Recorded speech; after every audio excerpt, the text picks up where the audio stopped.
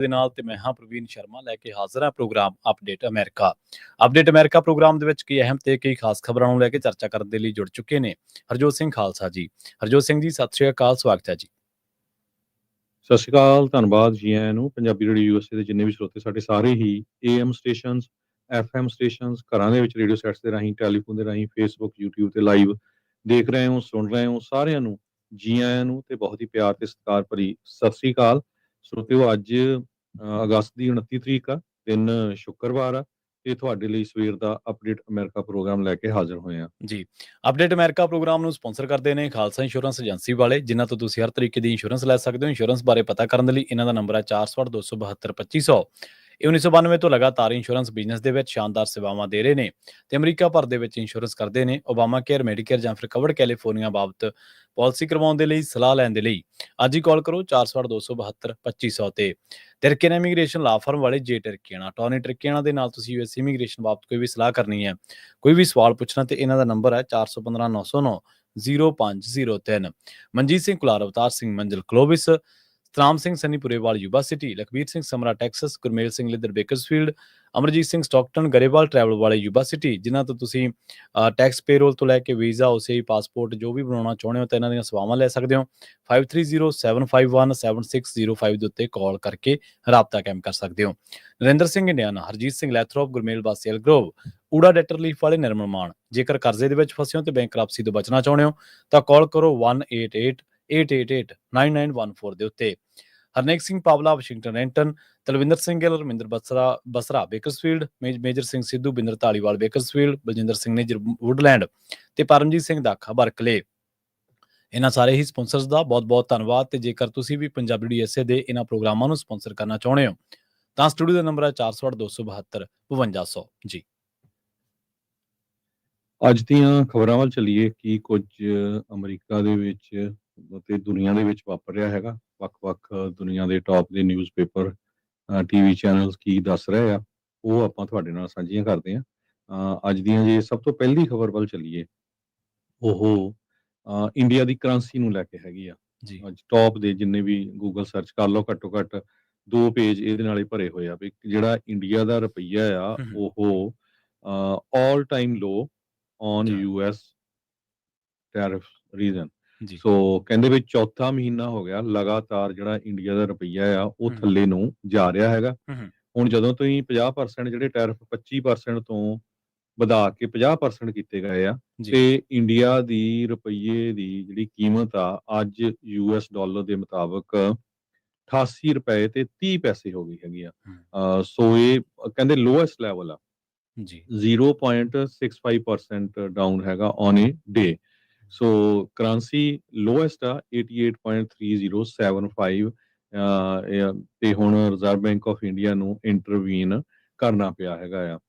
ਕਹਿੰਦੇ ਵੀ ਜਿਹੜੇ US ਦੇ ਟੈਰਿਫਸ ਆ ਇਹ ਹੋਰ ਅਸਰ ਕਰਨਗੇ ਇੰਡੀਆ ਦੇ ਬੈਲੈਂਸ ਆਫ ਪੇਮੈਂਟ ਸਟ੍ਰੈਸ ਦੇ ਉੱਤੇ, keep financial flow weak and widen the trade deficit. ਇਹ ਇੱਕ ਉੱਥੇ ਦੇ FX ਸਟ੍ਰੈਟਜਿਸਟ ਹੈਗੇ ਆ, ਧੀਰਜ ਨੇਮ ਕਰਕੇ, ਉਹਨਾਂ ਨੇ ਜਿਹੜੀ ਸਟੇਟਮੈਂਟ ਜਾਰੀ ਕੀਤੀ ਹੈਗੀ ਆ ਜੀ। ਤੇ ਕਹਿੰਦੇ ਵੀ ਮੈਨੂੰ ਲੱਗਦਾ ਵੀ ਡਾਲਰ ਜਿਹੜਾ ਆ ਉਹ ਕਾਫੀ ਵੀਕ ਰਹੂਗਾ। ਸੋ ਆਪਾਂ ਬਹੁਤ ਚਿਰਾਂ ਤੋਂ ਆਪਣੇ ਜਿਹੜੇ ਭੈਣ ਭਰਾ ਉਹਨਾਂ ਨੂੰ ਦੱਸਦੇ ਰਹਿੰਦੇ ਭਈ ਜਿਹੜੇ ਪੈਸੇ ਤੁਹਾਡੇ ਪਏ ਆ ਇੰਡੀਆ 'ਚ ਉਹਨਾਂ ਨੂੰ ਮੂਵ ਕਰ ਲਓ, ਇੱਥੇ ਜਿਹੜੇ USA 'ਚ ਰਹਿੰਦੇ ਆ, ਪੈਨਸ਼ਨਾਂ ਜਿਹੜੀਆਂ ਆਉਂਦੀਆਂ ਨਾ ਉਹ ਨਹੀਂ, ਕੋਈ ਫਾਇਦਾ ਨਹੀਂ ਹੈ, ਉਹ ਰੁਪਈਏ ਦੀ ਕੀਮਤ ਥੱਲੇ ਨੂੰ ਧੜਾ ਧੜ ਜਿਹੜੀ ਆ ਉਹ ਜਾ ਰਹੀ ਹੈਗੀ ਆ। ਹਾਂਜੀ ਬਿਲਕੁਲ। ਤੇ ਇਹ ਆਪਾਂ ਲਗਾਤਾਰ ਚਰਚਾ ਕਰ ਰਹੇ ਹਾਂ ਵੀ ਇਹਦੇ ਜਿਹੜਾ ਹੇਠਾਂ ਜਾਣ ਪਿੱਛੇ ਜਿਹੜੇ ਕਾਰਨ ਆ ਉਹ ਉੱਥੋਂ ਦੀਆਂ ਜਿਹੜੀਆਂ ਇਕਨੋਮਿਕ ਪਾਲਿਸੀਜ਼ ਆ ਉਹਨਾਂ ਦਾ ਬਹੁਤ ਵੱਡਾ ਰੋਲ ਆ। ਟੈਰਿਫ ਨੇ ਇਹਦੇ ਉੱਤੇ ਜਿਹੜੀ ਆ ਉਹ ਆਪਾਂ ਕਹਿ ਲਈਏ ਬਲਦੀ ਤੇ ਤੇਲ ਪਾਉਣ ਦਾ ਕੰਮ ਕੀਤਾ। ਟੈਰਿਫ ਜਿਹੜੇ ਨੇ ਉਹ ਇੰਡੀਅਨ ਇਕਨੋਮੀ ਨੂੰ ਉਹਨਾਂ ਨੇ ਬਹੁਤ ਧੱਕਾ ਲਾਇਆ। ਹਾਲੇ ਆંકੜਿਆਂ ਦੇ ਮੁਤਾਬਕ ਤਾਂ ਇਹ ਕਹਿਣਾ ਥੋੜਾ ਜਿਹਾ ਜਲਦਬਾਜ਼ੀ ਹੋਊਗੀ ਵੀ ਉਹਨਾਂ ਦੀ GDP ਤੇ ਕਿੰਨਾ ਅਸਰ ਪਊਗਾ, ਪਰ ਇੱਕ ਮੋਟੇ ਅੰਦਾਜ਼ੇ ਮੁਤਾਬਕ ਇੰਡੀਆ ਦਾ ਜਿਹੜਾ ਰੈਵਨਿਊ ਸੀਗਾ ਉਹਨੂੰ ਇਹਦੇ ਨਾਲ ਤਕਰੀਬਨ ਸੈਂਕੜੇ ਤੋਂ ਹਜ਼ਾਰਾਂ ਕਰੋੜਾਂ ਦਾ ਜਿਹੜਾ ਘਾਟਾ ਉਹ ਪੈਣ ਦੀ ਸੰਭਾਵਨਾ ਤੋਂ ਇਨਕਾਰ ਨਹੀਂ ਕੀਤਾ ਜਾ ਸਕਦਾ। ਜੇਕਰ ਡਾਲਰ ਇਸੇ ਤਰ੍ਹਾਂ ਹੋਰ ਰੁਪਈਏ ਦੇ ਮੁਕਾਬਲੇ ਮਜ਼ਬੂਤ ਹੁੰਦਾ ਤਾਂ ਇਹ ਜਿਹੜਾ ਘਾਟਾ ਇਹ ਵੱਧ ਵੀ ਸਕਦਾ।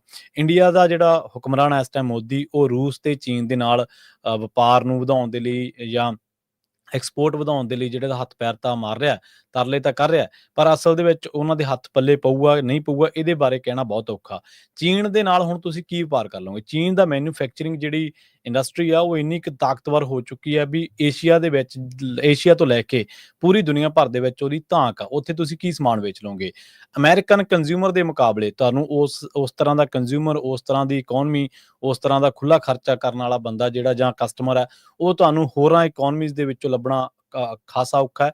ਰੂਸ ਨੇ ਹਾਮੀ ਜ਼ਰੂਰ ਭਰੀ ਹੈ ਇਸ ਮਾਮਲੇ ਦੇ ਵਿੱਚ, ਪਰ ਰੂਸ ਦੇ ਵਿੱਚ ਕੀ ਅਮਰੀਕਨ ਕਸਟਮਰ ਵਰਗਾ ਕੋਈ ਕਸਟਮਰ ਹੈਗਾ ਉੱਥੇ? ਉੱਥੇ ਕਿੰਨੀ ਕੁ ਖਪਤ ਤੁਹਾਡੇ ਇਹਨਾਂ ਜਿਹੜੇ ਬਣਾਏ ਗਏ ਉਤਪਾਦ ਆ ਉਹਨਾਂ ਦੀ ਹੋ ਸਕੂਗੀ? ਇਹਦੇ ਬਾਰੇ ਕਹਿਣਾ ਬਹੁਤ ਮੁਸ਼ਕਿਲ ਆ। ਹਾਂ, ਸਾਡੀ ਜਿਹੜੀ ਸੰਵੇਦਨਾ, ਸਾਡੀ ਜਿਹੜੀ ਹਮਦਰਦੀ ਆ ਉਹਨਾਂ ਲੋਕਾਂ ਦੇ ਨਾਲ ਜ਼ਰੂਰ ਕਹਿ ਸਕਦੇ ਹਾਂ ਜਿਹੜੇ ਲੋਕ ਕਿਰਤੀ ਨੇ। ਫੈਕਟਰੀਆਂ ਬੰਦ ਹੋਣਗੀਆਂ, ਫੈਕਟਰੀਆਂ ਬੰਦ ਹੋਣ ਦੇ ਨਾਲ ਉਹਨਾਂ ਤੇ ਕੰਮਕਾਰ ਤੇ ਅਸਰ ਪਊਗਾ, ਕੰਮਕਾਰ ਤੇ ਅਸਰ ਪੈਣ ਦੇ ਨਾਲ ਉਹਨਾਂ ਦੇ ਜਿਹੜੇ ਚੁੱਲ੍ਹੇ ਆ ਉਹਨਾਂ ਤੇ ਵੀ ਅਸਰ ਪਊਗਾ। ਸੋ ਉੱਥੇ ਆਪਾਂ ਜ਼ਰੂਰ ਕਹਿ ਸਕਦੇ ਹਾਂ ਵੀ ਉਹਨਾਂ ਨੂੰ ਧੱਕਾ ਲੱਗੂਗਾ ਇਸ ਦੇ ਨਾਲ, ਕਿਉਂਕਿ ਸਮਾਨ ਜਦੋਂ ਵਿਕੂਗਾ ਹੀ ਨਾ ਤਾਂ ਫੈਕਟਰੀਆਂ ਬਣਾਉਣੀਆਂ ਕਿਉਂ? ਜਦੋਂ ਸਮਾਨ ਵਿਕੂਗਾ ਤਾਂ ਮੈਨੂਫੈਕਚਰਿੰਗ ਕਿਉਂ ਹੋਊਗੀ? ਤੇ ਜੇ ਮੈਨੂਫੈਕਚਰਿੰਗ ਨਹੀਂ ਹੋਊਗੀ ਤੇ ਫਿਰ ਉਹ ਲੋਕ ਜਿਹੜੇ ਰੁਜ਼ਗਾਰ ਜਿਹੜੇ ਜਿਨ੍ਹਾਂ ਦਾ ਹੈਗਾ ਖੁਦ ਦਾ, ਉਹਨਾਂ ਨੂੰ ਫਰਕ ਜ਼ਰੂਰ ਪਊਗਾ। ਪਰ ਇਹਦੇ ਪਿੱਛੇ ਅਮਰੀਕਾ ਨਹੀਂ ਜ਼ਿੰਮੇਵਾਰ, ਇਹਦੇ ਪਿੱਛੇ ਉਹਨਾਂ ਦਾ ਜਿਹੜਾ ਹੁਕਮਰਾਨ ਹੈ ਉਹ ਬਹੁਤ ਹੱਦ ਤੱਕ ਜ਼ਿੰਮੇਵਾਰ ਹੈ। ਕਿਉਂਕਿ ਦੱਸਦੇ ਆ ਕਿ 4 ਵਾਰ ਪਿੱਛੇ ਜੇ ਜਰਮਨ ਦੀ ਅਖਬਾਰ ਨੇ ਦਾਅਵਾ ਕੀਤਾ ਇਹ ਕਿ 4 ਵਾਰ ਟਰੰਪ ਨੇ ਕੋਸ਼ਿਸ਼ ਕੀਤੀ ਮੋਦੀ ਦੇ ਨਾਲ ਰਾਬਤਾ ਕਾਇਮ ਕਰਨ ਦੀ, ਪਰ ਉਹ ਪਤਾ ਨਹੀਂ ਕਿਹੜੀ ਆਕੜ ਦੇ ਵਿੱਚ ਬੈਠੇ ਨੇ ਵੀ ਉਹਨਾਂ ਨੇ ਰਾਬਤਾ ਨਹੀਂ ਕਾਇਮ ਕੀਤਾ, ਜਾਂ ਉਹਨਾਂ ਨੂੰ ਗੁੱਸਾ ਆ ਗਿਆ ਵੀ ਮੈਂ ਤਾਂ ਇਹਨਾਂ ਪਿੱਛੇ ਚੋਣ ਪ੍ਰਚਾਰ ਕਰਦਾ ਰਿਹਾ ਤੇ ਹੁਣ ਇਹ ਸਾਡੇ ਨਾਲ ਐਂ ਕਰ ਰਹੇ ਨੇ। ਇਹ ਗੱਲ ਸਾਨੂੰ ਹਮੇਸ਼ਾ ਯਾਦ ਰੱਖਣੀ ਚਾਹੀਦੀ ਹੈ। ਕਈ ਮੋਦੀ ਭਗਤ ਹੋਣਗੇ, ਉਹਨਾਂ ਨੂੰ ਗੁੱਸਾ ਲੱਗਣਾ ਇਸ ਗੱਲ ਦੇ ਉੱਤੇ ਕਿ ਕੋਈ ਵੀ ਹੁਕਮਰਾਨ ਕਿਸੇ ਵੀ ਦੇਸ਼ ਦਾ, ਉਹਨੂੰ ਆਪਦੇ ਦੇਸ਼ ਦੇ ਹਿੱਤ ਮੂਹਰੇ ਰੱਖਣੇ ਚਾਹੀਦੇ ਨੇ।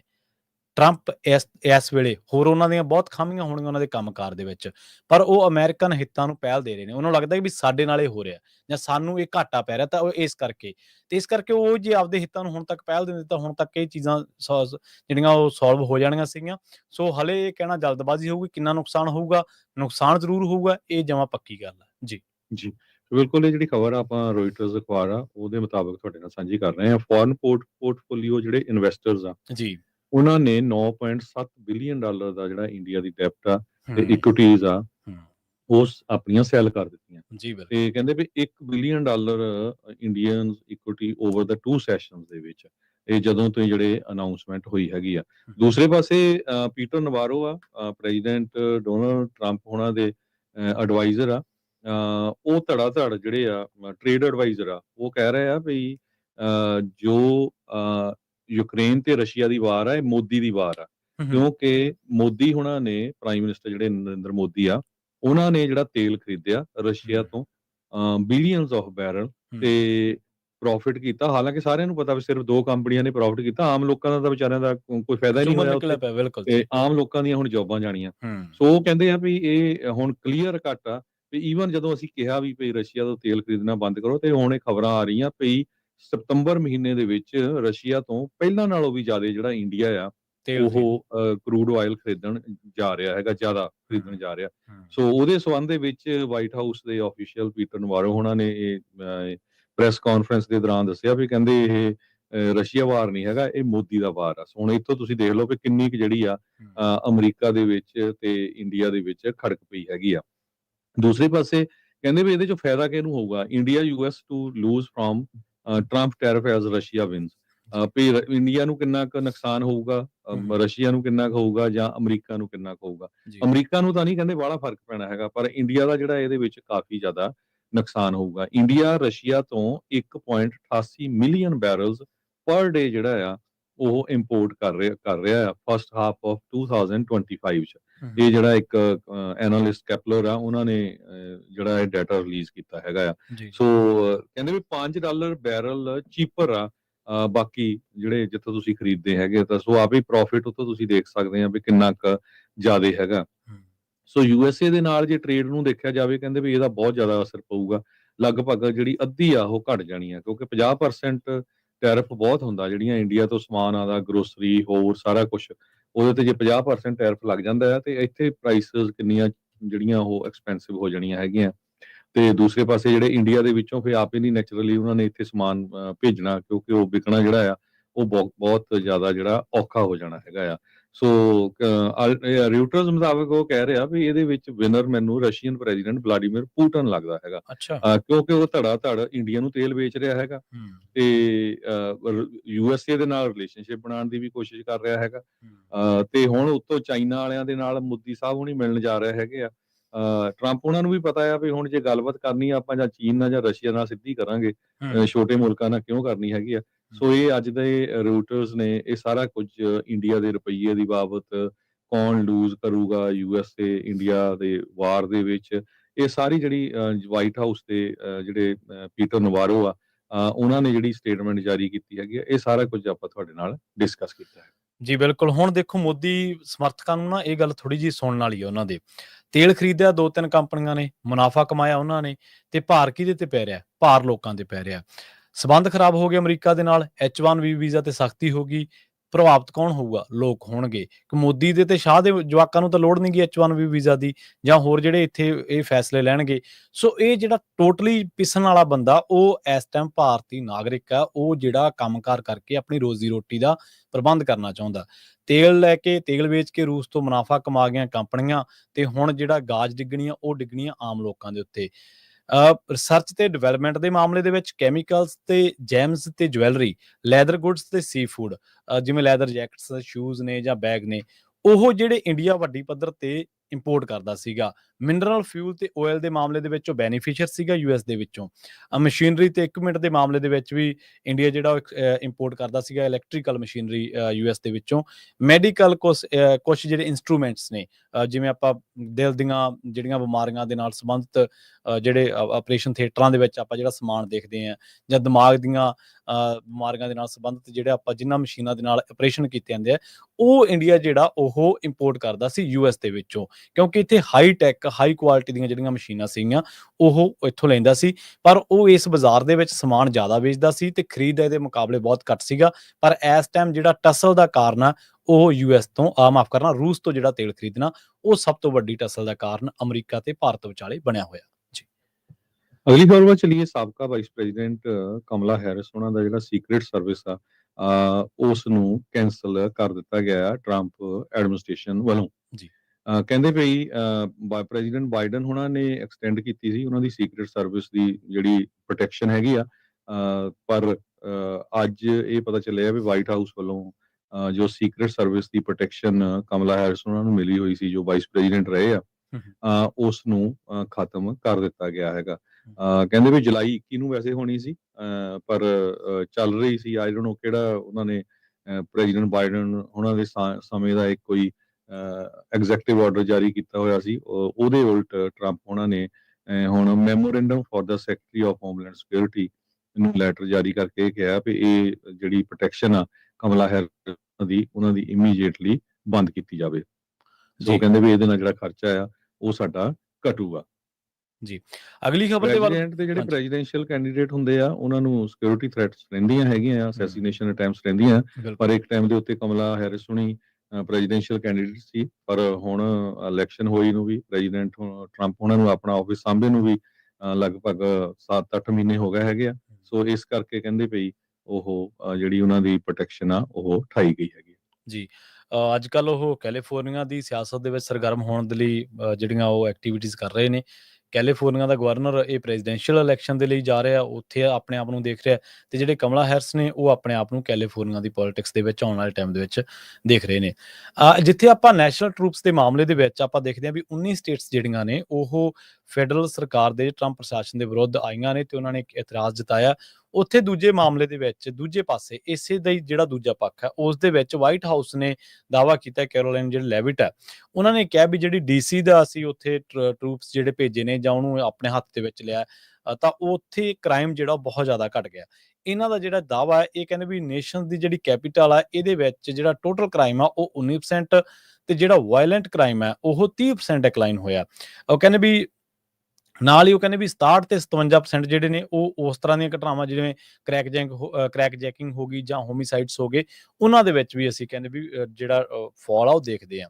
ਹੁਣ ਇੱਥੇ ਧਿਆਨ ਦੇਣ ਵਾਲੀ ਗੱਲ ਇਹ ਆ ਵੀ ਜਿਹੜਾ ਡੀਸੀ ਪੁਲਿਸ ਦਾ ਡਾਟਾ ਹੈ ਉਹ ਕਹਿੰਦੇ ਵੀ 2304 ਜਿਹੜੀਆਂ ਟੋਟਲ ਵਾਇਲੈਂਟ ਕ੍ਰਾਈਮ ਦੀਆਂ ਘਟਨਾਵਾਂ ਵਾਪਰੀਆਂ ਸੀ 2024 ਦੇ ਵਿੱਚ, ਤੇ ਹੁਣ 2025 ਦੇ ਵਿੱਚ ਹੁਣ ਤੱਕ ਜਿਹੜੀਆਂ ਨੇ ਤਕਰੀਬਨ 1680 ਜਿਹੜੀਆਂ ਰਿਪੋਰਟ ਹੋ ਚੁੱਕੀਆਂ ਨੇ, ਜਿਹੜੀਆਂ ਕਿ 27% ਆਲਰੇਡੀ ਪਹਿਲਾਂ ਹੀ ਘੱਟ ਨੇਗੀਆਂ।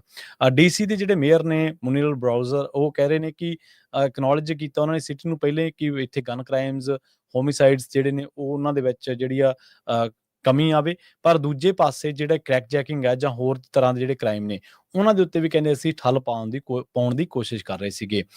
ਹੁਣ ਇੱਥੇ ਧਿਆਨ ਦੇਣ ਵਾਲੀ ਗੱਲ ਇਹ ਆ ਵੀ ਇੱਕ ਪਾਸੇ ਜਿੱਥੇ ਫੈਡ ਦੇ ਵਿਰੁੱਧ ਸਟੇਟਸ ਆ ਰਹੀਆਂ ਨੇ, ਗਵਰਨਰ ਆ ਰਹੇ ਨੇ, ਉਹਨਾਂ ਨੇ ਕਿਹਾ ਵੀ ਇਹ ਸੰਘੀ ਢਾਂਚੇ ਦੇ ਉਲਟਾ, ਫੈਡਰਲਿਜ਼ਮ ਦੇ ਉਲਟਾ।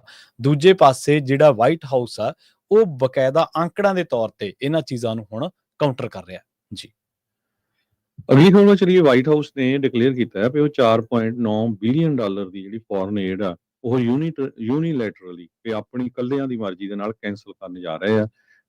ਤੇ ਇਹ ਕਾਂਗਰਸ ਦੇ ਵਿੱਚ ਇਹ ਏਡ ਪਾਸ ਕੀਤੀ ਗਈ ਆ। ਪੋਲੀਟੀਕੋ ਮੈਗਜ਼ੀਨ ਜੋ ਆ ਉਹ ਅੱਜ ਦਾ ਉਹ ਰਿਪੋਰਟ ਕਰ ਰਿਹਾ ਹੈਗਾ। ਜੀ। ਕਹਿੰਦੇ ਵੀ ਇਹ ਜੋ ਪ੍ਰੀਵੀਅਸਲੀ ਕਾਂਗਰਸ ਵੱਲੋਂ ਪਾਸ ਕੀਤੀ ਗਈ ਏਡ ਨੂੰ, ਫਾਈਨੈਂਸ਼ੀਅਲੀ ਏਡ ਨੂੰ ਰੋਕਿਆ ਜਾਣਾ ਵਾਈਟ ਹਾਊਸ ਵੱਲੋਂ, ਇਹ ਇੱਕ ਆਉਣ ਵਾਲੇ ਫਿਊਚਰ ਦੇ ਵਿੱਚ ਪ੍ਰੋਬਲਮ ਹੋ ਸਕਦੀ ਆ, ਕਿਉਂਕਿ ਨੈਕਸਟ ਮੰਥ ਜਿਹੜੀ ਆ ਐਕਸਟੈਂਸ਼ਨ ਹੋਣੀ ਹੈਗੀ ਆ ਫੰਡਿੰਗ ਦੀ। ਸੋ ਉਹਨਾਂ ਨੂੰ ਡੈਮੋਕ੍ਰੇਟਸ ਦੀਆਂ ਵੋਟਸ ਵੀ ਚਾਹੀਦੀਆਂ ਹੈਗੀਆਂ। ਡੈਮੋਕ੍ਰੇਟਸ ਤੇ ਰਿਪਬਲਿਕਨ ਦੋਨੋਂ ਵਾਰਨਿੰਗ ਦੇ ਰਹੇ ਆ ਵੀ ਇਹ ਕੰਮ ਨਾ ਕੀਤਾ ਜਾਵੇ। ਸੈਨੇਟ ਮਿਨੋਰਟੀ ਲੀਡਰ ਚੱਕ ਸ਼ੂਮਰ ਉਹਨਾਂ ਨੇ ਹਿੰਟ ਕੀਤਾ ਆ ਵੀ ਜਿਹੜੇ ਡੈਮੋਕ੍ਰੇਟ ਆ ਉਹ ਰਿਫਿਊਜ਼ ਕਰ ਦੋਗੇ ਕਿਸੇ ਤਰ੍ਹਾਂ ਦੀ ਵੀ ਵੋਟ ਪਾਉਣ ਤੋਂ ਜੀ। ਗਵਰਨਮੈਂਟ ਫੰਡਿੰਗ ਬਿੱਲ ਦੇ ਲਈ। ਚੈਂਬਰ ਦੇ ਵਿੱਚ ਜਦੋਂ ਆਊਗਾ, ਜਦੋਂ ਨੈਕਸਟ ਮੰਥ ਤੇ ਲੈਪਸ ਹੋ ਜਾਣੀ ਆ ਫੰਡਿੰਗ, ਤੇ ਜੇ ਕਾਂਗਰੈਸ਼ਨਲ ਰਿਪਬਲਿਕਨਸ ਨੇ ਉਹਨਾਂ ਦਾ ਸਾਥ ਨਾ ਦਿੱਤਾ, ਉਹ ਕਹਿੰਦੇ ਆ ਵੀ ਰਿਪਬਲਿਕਨਸ ਨੂੰ ਰਬੜ ਸਟੈਂਪ ਨਹੀਂ ਬਣਨਾ ਚਾਹੀਦਾ। ਟਰੰਪ ਹੋਣਾ ਦੇ, ਸ਼ੂਮਰ ਹੋਣਾ ਨੇ ਸਟੇਟਮੈਂਟ ਜਾਰੀ ਕੀਤੀ ਹੈਗੀ ਆ। ਪਰ ਜੇ ਰਿਪਬਲਿਕਨ ਇਸੇ ਤਰ੍ਹਾਂ ਚੱਲਦੇ ਰਹੇ ਤੇ ਇਸ ਤਬਾਹੀ ਦੇ ਵਿੱਚ ਡੈਮੋਕ੍ਰੇਟਸ ਪਾਰਟੀ ਨਹੀਂ ਬਣਨਗੇ। ਇਹ ਚੱਕ ਸ਼ੂਮਰ ਹੋਣਾ ਨੇ ਸਟੇਟਮੈਂਟ ਜਾਰੀ ਕੀਤੀ ਹੈਗੀ ਆ। ਹਾਂਜੀ, ਬਿਲਕੁਲ। ਸੋ ਆਪਾਂ ਇੱਕ ਇੱਥੇ ਹਰਜੋਤ ਸਿੰਘ ਜੀ ਬ੍ਰੇਕ ਦੇ ਲਈ ਰੁਕਦੇ ਹਾਂ ਜੀ। ਬ੍ਰੇਕ ਤੋਂ ਪਾਰ ਖਬਰਾਂ ਦਾ ਜਿਹੜਾ ਸਿਲਸਿਲਾ ਇਸੇ ਤਰ੍ਹਾਂ ਜਾਰੀ ਰਹੇਗਾ। ਕੁਛ ਹੋਰ ਅਹਿਮ ਖਬਰਾਂ ਨੇ ਵਿਸ਼ਵ ਨੂੰ ਲੈ ਕੇ, ਤੇ ਗੱਲ ਆਪਾਂ ਪੰਜਾਬ ਦੇ ਹੜ੍ਹਾਂ ਦੀ ਵੀ ਕਰਾਂਗੇ ਇਸ ਪ੍ਰੋਗਰਾਮ ਦੇ ਵਿੱਚ।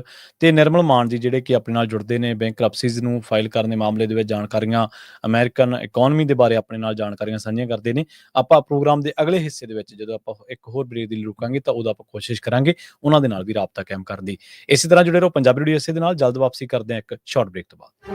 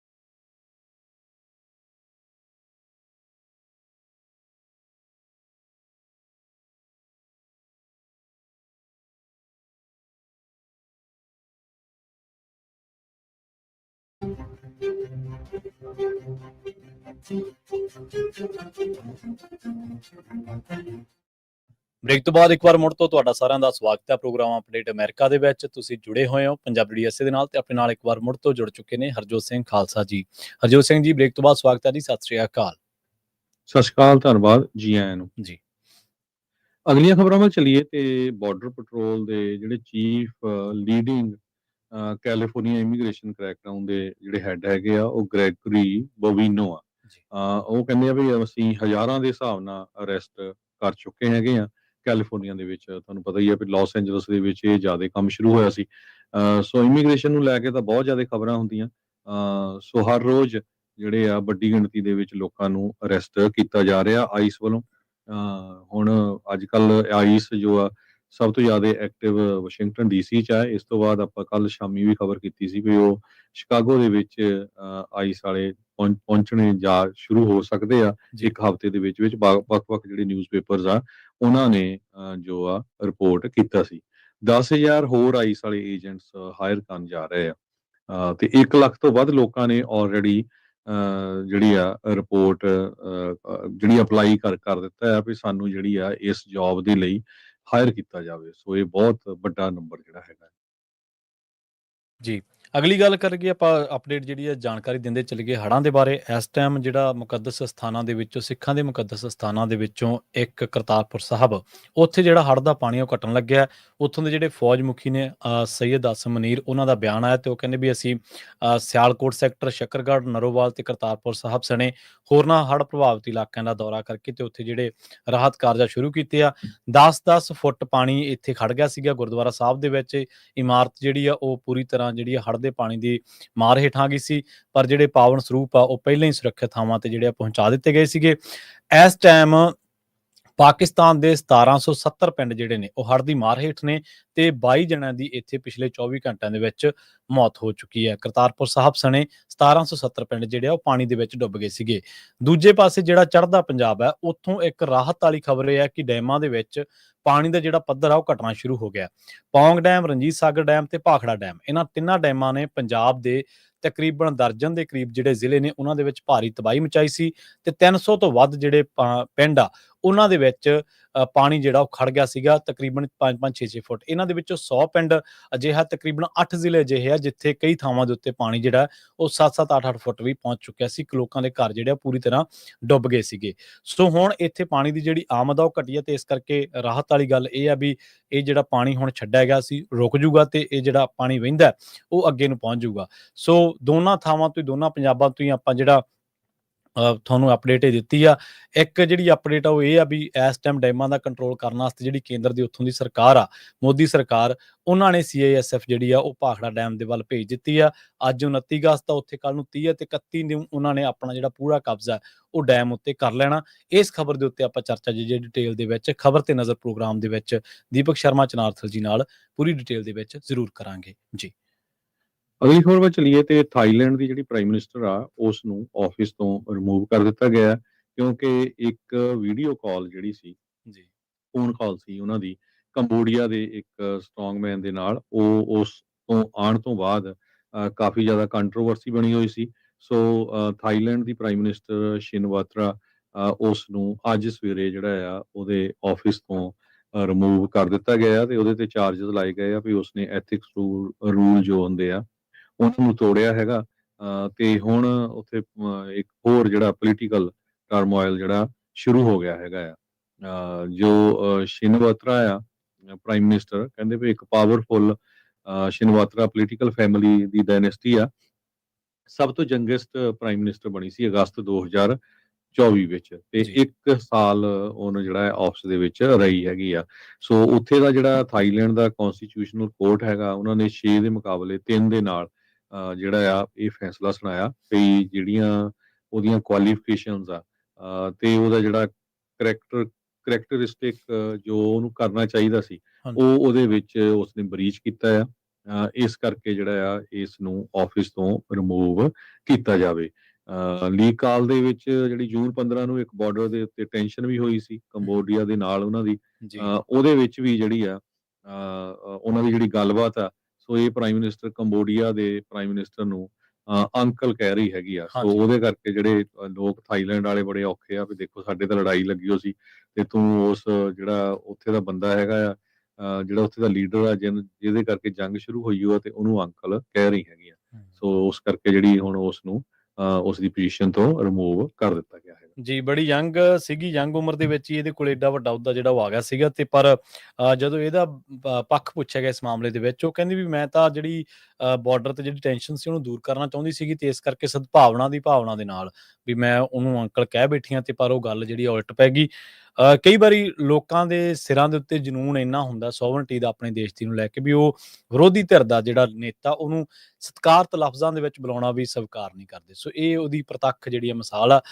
ਅਗਲੀ ਖਬਰ ਦੇ ਵੱਲ ਵਧੀਏ ਤੇ ਗੱਲ ਕਰੀਏ ਇਸ ਟਾਈਮ ਟਰੰਪ ਐਡਮਿਨਿਸਟ੍ਰੇਸ਼ਨ ਦੀ। NPR ਨੇ ਇੱਕ ਜਿਹੜੀ ਰਿਪੋਰਟ ਆ ਉਹ ਛਾਪੀ ਅੱਜ। ਕਹਿੰਦੇ ਕਿ ਜਿਹੜਾ ਟਰੰਪ ਐਡਮਿਨਿਸਟ੍ਰੇਸ਼ਨ ਹੈ ਇਸ ਟਾਈਮ, ਉਹ ਕਹਿੰਦੇ ਵੀ ਹੋਰ ਜਿਹੜੀਆਂ ਸੜਕਾਂ ਬਣਾਉਣ ਜਾ ਰਿਹਾ ਹੈ ਜਿੰਨੇ ਵੀ ਨੈਸ਼ਨਲ ਜਿਹੜੇ ਫੋਰੈਸਟ ਨੇ ਉਹਨਾਂ ਦੇ ਵਿੱਚ। ਅਸਲ ਦੇ ਵਿੱਚ ਹੈ ਕਿ ਇਸ ਮਾਮਲੇ ਦੇ ਵਿੱਚ ਜਿਹੜਾ ਅੜਿੱਕਾ ਬਣ ਰਿਹਾ ਸੀਗਾ, ਹੁਣ ਇਹ ਉਸ ਰੂਲ ਨੂੰ ਵੀ ਜਿਹੜਾ ਉਹ ਪਾਸੇ ਕਰਨਾ ਚਾਹੁੰਦੇ ਨੇ, ਉਹ ਲੱਦ ਦੇਣਾ ਚਾਹੁੰਦੇ ਨੇ। 2001 ਦਾ ਇੱਕ ਰੂਲ ਹੈ ਰੋਡਲੈਸ ਰੂਲ, ਤੇ ਉਹ ਕਹਿੰਦੇ ਵੀ ਉਹਦੇ ਤਹਿਤ ਜਿਹੜੀਆਂ ਹੋਰ ਸੜਕਾਂ ਦਾ ਵਿਸਥਾਰ ਆ ਉਹ ਜੰਗਲੀ ਇਲਾਕਿਆਂ ਦੇ ਵਿੱਚ ਖਾਸ ਤੌਰ ਤੇ ਨਹੀਂ ਕੀਤਾ ਜਾ ਸਕਦਾ। ਖਾਸ ਤੌਰ ਤੇ ਜਿਹੜੀ ਇਹ ਗੱਲ ਜੁੜੀ ਹੈ US ਡਿਪਾਰਟਮੈਂਟ ਆਫ ਐਗਰੀਕਲਚਰ, ਜਿਹੜਾ ਉਹਦਾ ਇਹ ਰੂਲ ਹੈ ਕਿ ਹੁਣ ਉਹ ਇਸ ਰੂਲ ਨੂੰ ਹਟਾਉਣ ਜਾ ਰਹੇ ਨੇ। ਇਹ ਰੂਲ ਕਹਿੰਦੇ ਆਰਗਿਊ ਕਰਦਾ ਵੀ ਕੰਟਰੀ ਦੇ ਜਿਹੜੇ ਵੀ ਫਾਇਰ ਫਾਈਟਰਸ ਨੇ, ਜਦੋਂ ਅੱਗ ਲੱਗ ਜਾਂਦੀ ਹੈ ਤੇ ਉਹਨਾਂ ਨੂੰ ਐਕਸੈਸ ਹੀ ਨਹੀਂ ਮਿਲਦਾ ਇਹਨਾਂ ਅੱਗਾਂ ਦੇ ਉੱਤੇ ਕਾਬੂ ਪਾਉਣ ਦੇ ਲਈ। ਜਿਹੜੇ US ਫੋਰੈਸਟ ਸਰਵਿਸ ਦੇ ਚੀਫ ਨੇ ਇਸ ਟਾਈਮ, ਉਹਨਾਂ ਨੇ ਇੱਕ ਪ੍ਰੈਸ ਰਿਲੀਜ਼ ਕੀਤਾ। ਉਹ ਕਹਿੰਦੇ ਵੀ ਜਿਹੜਾ 25 ਸਾਲ ਪੁਰਾਣਾ ਇਹ ਦਹਾਕਿਆਂ ਪੁਰਾਣਾ ਜਿਹੜਾ ਰੂਲ ਹੈ ਰੋਡਲੈਸ ਰੂਲ, ਇਹਨੂੰ ਜਿਹੜਾ ਹੁਣ ਇਹਨੇ ਸਾਨੂੰ ਫਰਸਟ੍ਰੇਟ ਕਰ ਦਿੱਤਾ, ਲੈਂਡ ਮੈਨੇਜਰ ਨੂੰ ਫਰਸਟ੍ਰੇਟ ਕਰ ਦਿੱਤਾ ਤੇ ਇਹ ਕਹਿੰਦੇ ਵੀ ਸਰਵ ਕਰਨ ਦੇ ਵਿੱਚ ਇੱਕ ਬੈਰੀਅਰ ਜਿਹੜਾ ਸਾਨੂੰ ਉਹ ਪ੍ਰਤੀਤ ਹੋ ਰਿਹਾ ਵੀ ਇਸ ਟਾਈਮ ਜਿਹੜੀਆਂ ਰੋਡ ਆ ਉਹ ਉੱਥੇ ਬਣਾਈਆਂ ਨਹੀਂ ਜਾ ਸਕਦੀਆਂ, ਉਹਦੇ ਤੇ ਪਾਬੰਦੀ ਹੈ। ਤੇ ਰੋਡ ਕੰਸਟਰਕਸ਼ਨਸ ਬਿਨਾਂ ਕਹਿੰਦੇ ਵੀ ਉੱਥੇ ਜਿਹੜਾ ਅੱਗਾਂ ਦੇ ਉੱਤੇ ਕਾਬੂ ਪਾਉਣ ਵਾਲਾ ਜਿਹੜਾ ਸਾਡਾ ਇੱਕ ਕੰਮਕਾਰ ਆ ਉਹ ਬਹੁਤ ਜ਼ਿਆਦਾ ਪ੍ਰਭਾਵਿਤ ਹੁੰਦਾ। ਲਿਮਟਡ ਇਲਾਕੇ ਨੇ ਜਿੱਥੇ ਵਾਈਲਡ ਫਾਇਰ ਦੇ ਨਾਲ ਟੈਕਲ ਕਰਨ ਦੇ ਲਈ ਜਾਂ ਉਹਨਾਂ ਦੇ ਨਾਲ ਸਿੱਝਣ ਦੇ ਵਿੱਚ ਸਾਨੂੰ ਜਿਹੜੀ ਆ ਉਹ ਸਫਲਤਾ ਹਾਸਲ ਹੁੰਦੀ ਹੈ।